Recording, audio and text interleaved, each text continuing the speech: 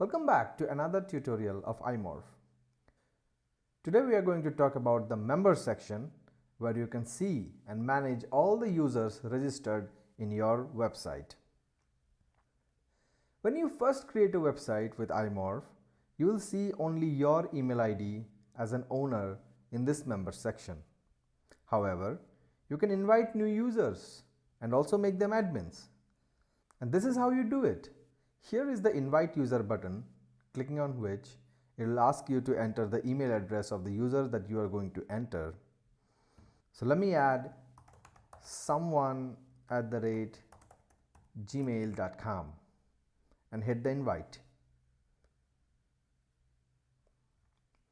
So this will create a new member for your website and it will send an invitation email to this user against this email ID. You can also change the roles of that user using this setting button, then update roles, and you can decide which role you want to provide to that particular user.